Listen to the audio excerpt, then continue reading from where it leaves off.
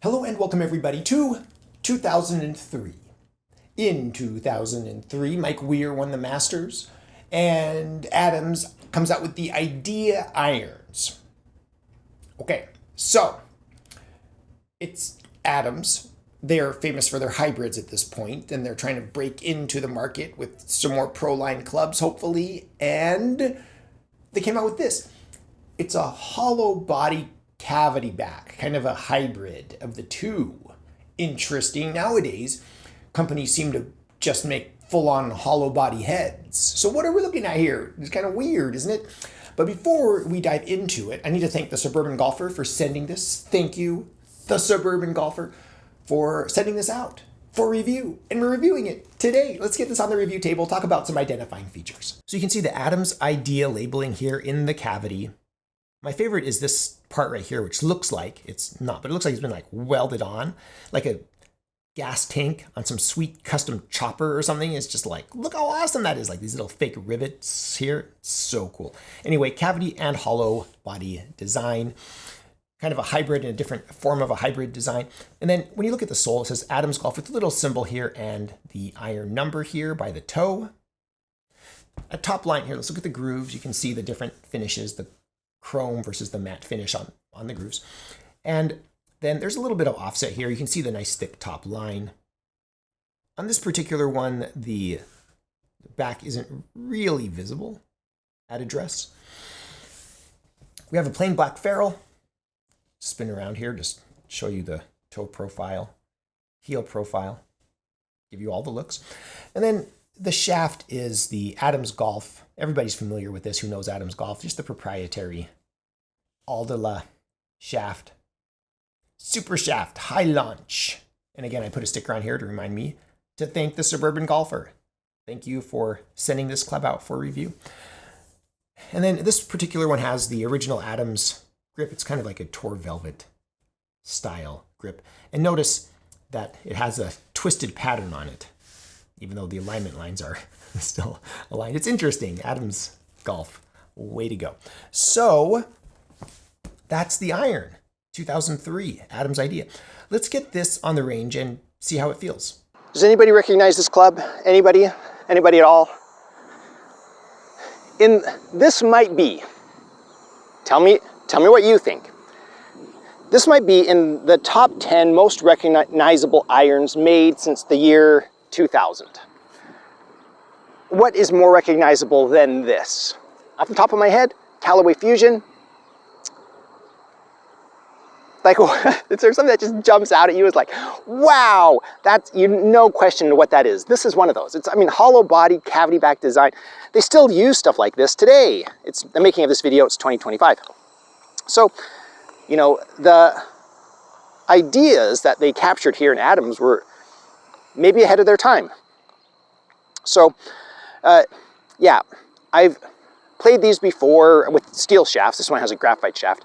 Looking down at it, it's a bigger head. There's a medium. That's not a little bit. It's not a lot. It's a medium amount of offset. It's noticeable offset. Rounded top line, curved, rounded toe right here.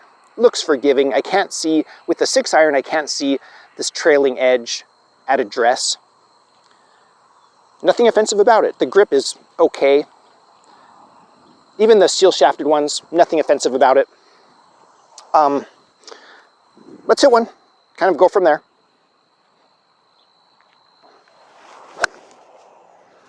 Exactly what we expect. Slight draw. Landed out there by the 200. So, I mean, slightly heel strike right there. Can you see that? So, we'll see what the data says at the end as to exactly kind of distances I'm getting here with these. But there's so much character in these. And you guys know I love character. Does it stand out? Is it recognizable? The answer is yes. Sign me up. Oh my goodness. Oh yes. That you can see the winds off the left.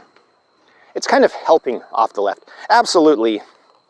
Super happy with that. I mean, it felt, so you can see it was pretty close to the sweet spot, and it felt really sweet when I hit that one. Okay, I always risk a little fade here. Sometimes they fade, sometimes they don't. Out to in thoughts.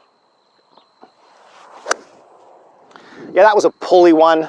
So it probably was going out to in. I just club face.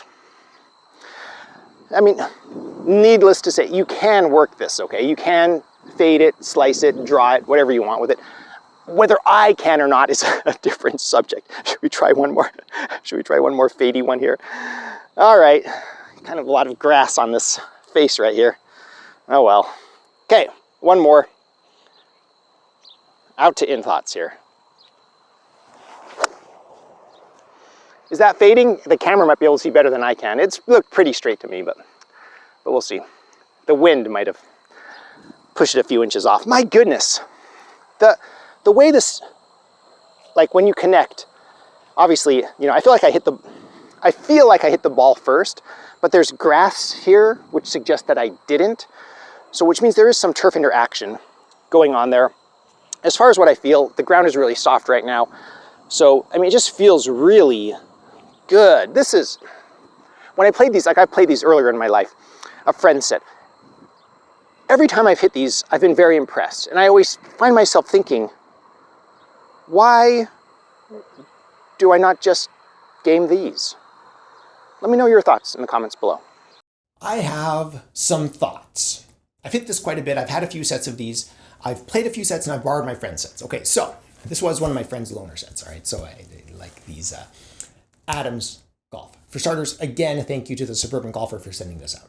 One of my patrons. Okay, now, this club, let's start with the not so serious. Let's dive into the not so serious deep end, okay?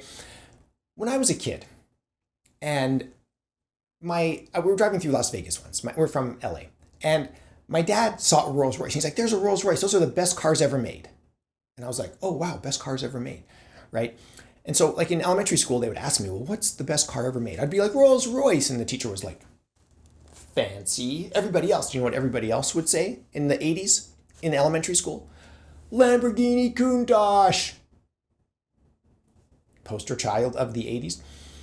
Really, as an adult, we know it's the F40, okay? But the Ferrari, but let's just go back, okay? So in my mind, I was just like, imagine like Rolls Royce and Lamborghini Countach, and they had a baby together, okay? That's what we have here. We have a Rolls Royce Lamborghini baby. All right.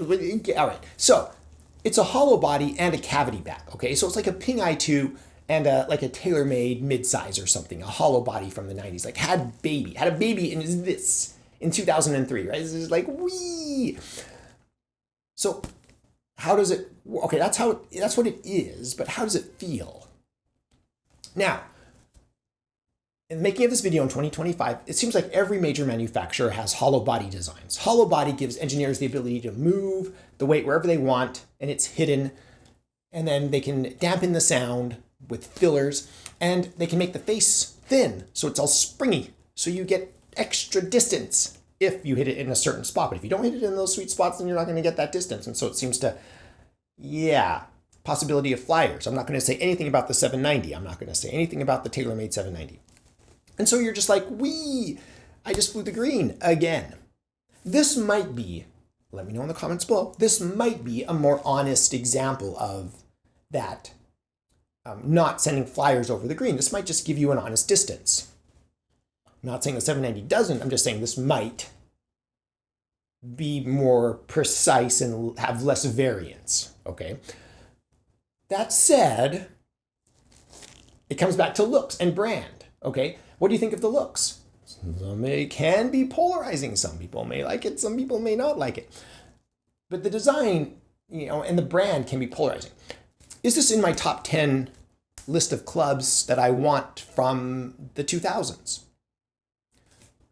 Well, there are some Ping examples I really like. I really like the Ping G2 in the 2000s, and the Ping G5 were really nice, and the Ping I, and then there's the TaylorMade RAC, the TaylorMade, RAC HD, and then there was other TaylorMade, more like blade-like styles, the Mizunos. This isn't in my top 10 of irons that I want to play. I mean, Callaway X16, even the Callaway VFT, tungsten titanium irons, I'd rather play over the. So where is this? This to me is more of, let's not forget where Adams started. Adams Golf was bought by TaylorMade. As far as I know at the making of this video, things might change. I don't know if it's changed, but like my understanding is they're currently owned by TaylorMade, which is owned by like some Centroid Financial or something, I don't remember, investment group at the making of this video. So Adams, this was their breakout iron. They were lovely. I played them. They're very functional, and I think beautiful set of irons. Not the most beautiful, but a beautiful set of irons. And it should be remembered for its historic significance as, yes, you can compete at a pro line level with this iron, which is interesting. And it kind of makes me, want a set. And my thinking always is like, I want a set, but I don't really want to play. I'll just let my friends play. It's a loaner set. Is that how I feel about it? That's kind of how I feel about it. I love the function, respect the brand. Maybe just not for me. That's a personal opinion. On this channel, we're about passion and excitement and emotions, not about just the science of, is it a good golf club scientifically? The answer is yes. Yes, it is. You need to make your own decision. And I want you to share your decision in the comments below. Have you played a set? Do you own a set? What do you think of Adams Golf? To me, it's a respected pro line brand. And it has been, that's been in my mind probably since the 2000s. Like 2007, 2008, 2010, around that time, I was just like, I accepted Adams Golf is here to stay. And they're bought up by TaylorMade, and we don't know what's going to happen with them. But either way, let me know your thoughts in the comments below. Jokes, whatever else you have. Huge shout out to my patrons. Thank you so much for your support. On Patreon, it's just general support. Like $1 a month helps keep this channel alive, keeps me motivated to keep making these videos. I really appreciate my patrons. Another way to support the channel is visiting my Amazon shop. I'll put a link in the description below. I am an Amazon associate. I make proceeds from qualifying purchases. If you stay tuned to the end of the video, I chose some data collection. At the end, you can see what I can get out of this iron when I take 3 random shots in the simulator. If you enjoyed this content, please subscribe. I am The Vintage Golfer.